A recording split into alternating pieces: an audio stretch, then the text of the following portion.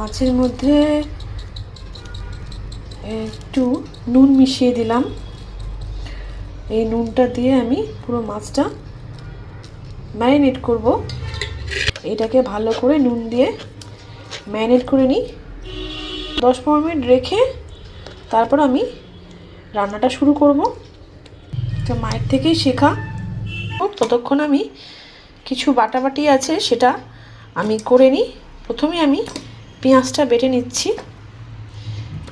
আমি হলুদ লঙ্কা দেব না, কারণ দই যেহেতু সাদা, সেই সাদাটাকেই আমি রাখবো।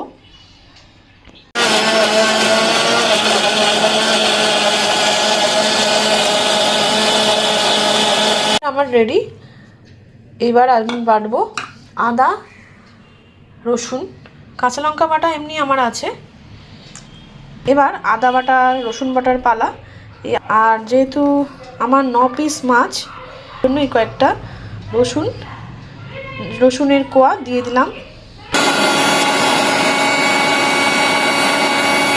এখন আমি কড়াতে তেল দিয়ে দিলাম মাছটা ভাজার জন্য।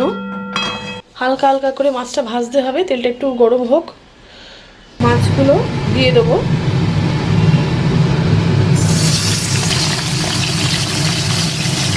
হালকা হালকা করে ভেজেছি। এবার এই তেলটা গরম আছে, এবার আস্তে আস্তে তেজপাতা,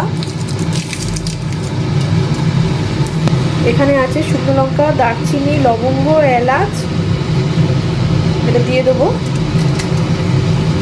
আর কালো জিরে, পেঁয়াজ বাটা, আদা রসুন পেস্ট করেছিলাম, এটা দেবো। এটা হোক, এবার একটু ঢাকা দিয়ে দেবো। এবার আর একটা পেস্ট তৈরি করতে হবে। এটা হচ্ছে দইটা দিলাম, তেলটা একটু বেরিয়েছে। এবার একটু চিনি দেবো। চিনি বাতাসা মেশানোই আছে, চিনিটা দিচ্ছি। এবার রঙটা ভালো হবে সেই জন্যই চিনিটা দিলাম। আর রান্নাটা তো মিষ্টি মিষ্টি হবে। একটু ঢাকা দিয়ে দেবো। এবার কয়েকটা ভাঙা কাজু দেবো, দই আর কাজুর পেস্ট হবে।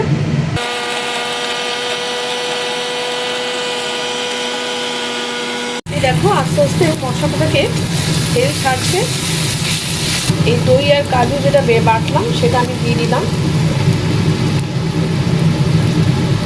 একটু নাড়িয়ে নিয়ে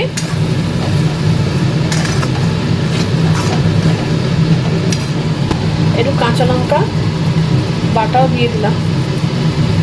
এই কাঁচা লঙ্কা খুব ঝাল, আমাদের গাছের তো, সেই জন্য বেশি দিলাম না। আমাদের গাছের লঙ্কাটা খুব ঝাল কিন্তু, জানো। একটু নাড়িয়ে ছাড়িয়ে আবার একটু ঢাকা দিয়ে দেবো। মশলা থেকে তেল ছাড়ছে। হ্যাঁ, এবার ধুয়ে এই জলটা দেবো।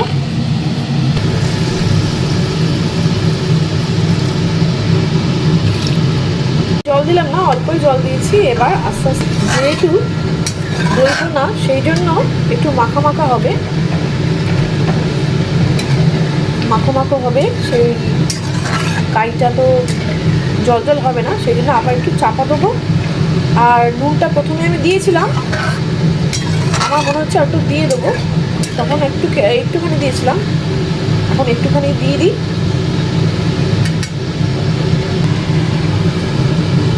মাছগুলো দিয়ে দেবো।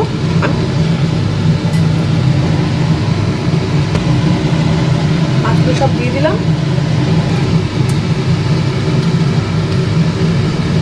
চাপা দিয়ে দিলাম। দেখো বন্ধুরা,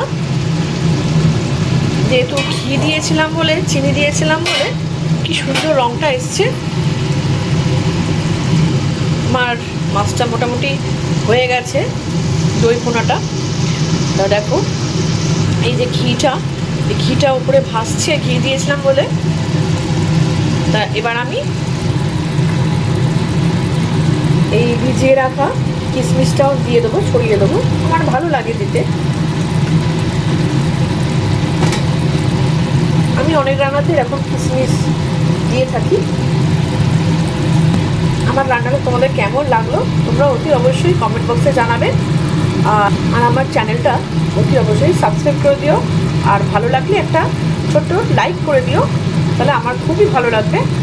তাহলে চলো টাটা, আমি পরের ভিডিও নিয়ে আসছি আর একদিন। আর তোমরা অতি অবশ্যই যা দই বোনাটা আমার মতন করে দেখবে, তোমাদের কেমন লাগলো তোমরা জানাবে। চলো টাটা, আমি পরের ভিডিও নিয়ে আসছি আর একদিন। তো আজ আমার তোমাদের সাথে শেয়ার করলাম দই বোনার রেসিপি। চলো টাটা, বাই বাই।